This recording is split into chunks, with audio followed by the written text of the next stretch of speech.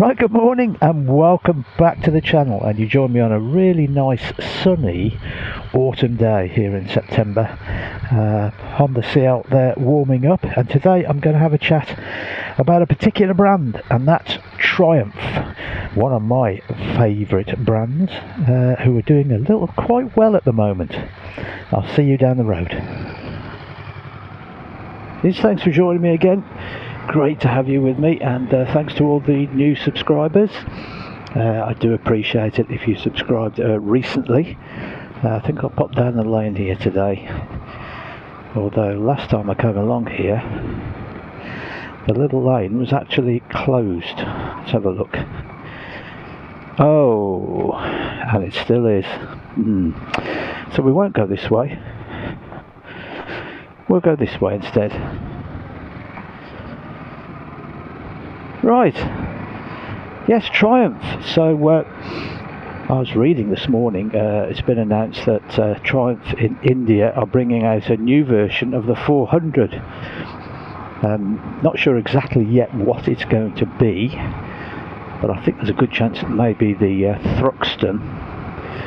Maybe by the time you see this video you'll already know, but these are early days yet. I think it's coming out, I think on the 17th of September, but it could be a little Thruxton version of the Triumph 400, and it did make me think what other versions are likely to appear on that 400 platform.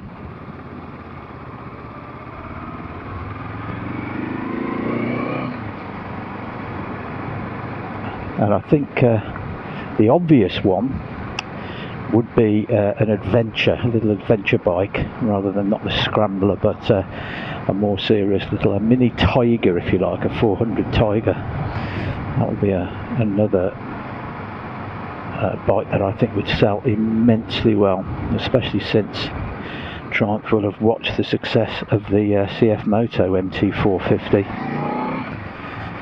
which is a serious little off-road machine. And how well that sold, I can imagine that a Triumph iteration of that type of bike would be hugely popular. So I'd imagine that'll be along sooner rather than later. But it brings me around to having a look in general about Triumph and how they're doing, and the enormous success that they're having at the moment. In 2024, this is where we currently are, Triumph sales are up by, I think I'm right in saying, 37%, which is a huge increase in sales.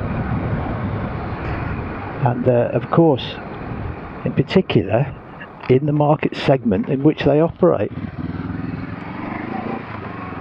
Now you could say many of those sales are due to the 400 range, which is a sort of a budget machine. But Triumph generally play in that market, that slightly more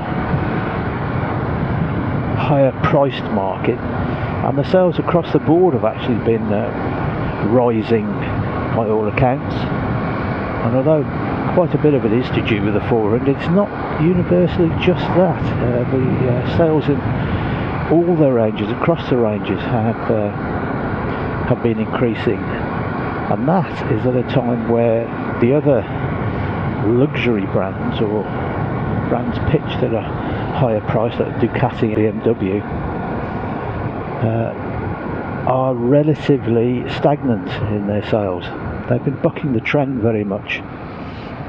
So why is this? How come Triumph are managing to buck the trend in motorcycle sales at the moment?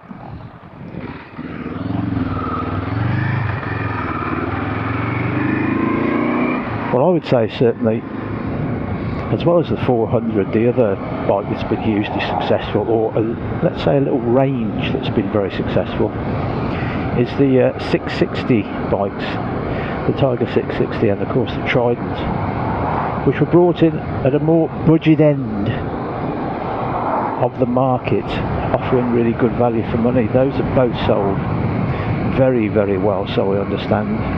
So I think it's true to say that Triumph now have got a range of motorcycles that spread the full gambit of the market.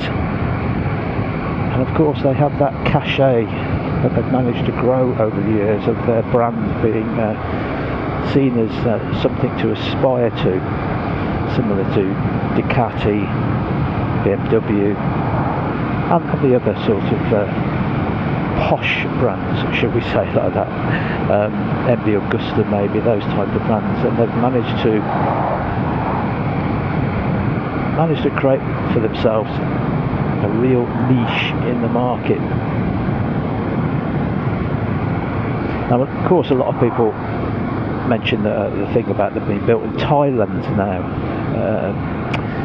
Yeah, I get that. I understand that. It's a shame they're not built in Britain, but if they were, they would be far more expensive than they are and far more niche, and they wouldn't be selling anywhere near as many bikes. And the point about the Thailand thing is that Triumph Thailand is a 100% British owned company, because it is actually itself, it's its own company as such, but it's a 100% British owned company. So not the same sort of situation as some other manufacturers who have bikes built by other people. Now, of course, that isn't the case with the 400. The 400 is built in conjunction with another manufacturer in order to compete with the Chinese and Indian branded bikes. I think you just have to say that they're a very well managed company, and the strategies that they have for the bikes that they produce are just good ones, and they're just working well, and they've used the one thing that they had from the beginning, and that was really the Triumph name, and particularly the Bonneville. The fact that the Bonneville was such an iconic motorcycle, and they have used that advantage to its fullest.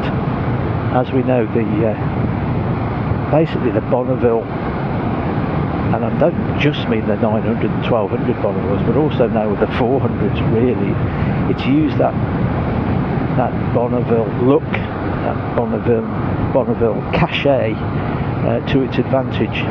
And that's clever marketing, and that's a huge advantage they have, and they've used it, to go to build themselves a reputation, to make themselves some profits that they can reinvest into the company, and the rest is history, basically. So, but in many ways it makes the other bikes that they've made, in particular the triples, the 3-cylinder engines, the 675 unit, the one I always say I think is one of the greatest engines of the past 30 years in motorcycling, and its derivatives, the 660 as I mentioned, but also of course the 800 and now the 900s in the Tigers, and the other triple, the big one that started off as a 955 and now is a 1050. What a success that's been, and being used in of course a 675 derived engine being used now in Moto 2. It's a fantastic and amazing success story, really. I'm being followed here really closely by a very large truck. Oh, he's backed off now. Yeah, we're off to Pool Hall Cafe today, by the way, and we're here. So yes, congratulations to Triumph. It'll be interesting to see how things progress in future, and which derivatives of the 400 turn up. As I said, I'm certain an adventure bike will be coming along very soon, and I think that if they get it right, will be an enormous hit, absolutely massive hit. But the current one, the one that's coming out very soon, based on the Speed 400, apparently is a sort of a Thruxton. So we'll have to see. I'm not quite sure how that's going to work, or is it going to have dropped handlebars? Is it going to have a more traditional sporty feel? I don't know, we'll have to see. We'll have to see. Right then, we're here, and I'm on my own. I don't know where everyone is. here at Pool Hall Cafe. So I'm off to have a coffee first here. Right, there's the CL. Absolutely marvellous.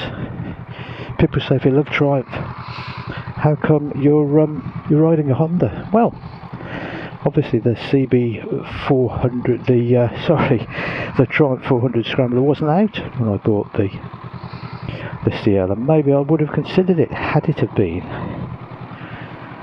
But no regrets with the CL. Fantastic little bike. So that's all from me. Thanks for joining me, and I will see you again in the next one. Take care. Bye for now.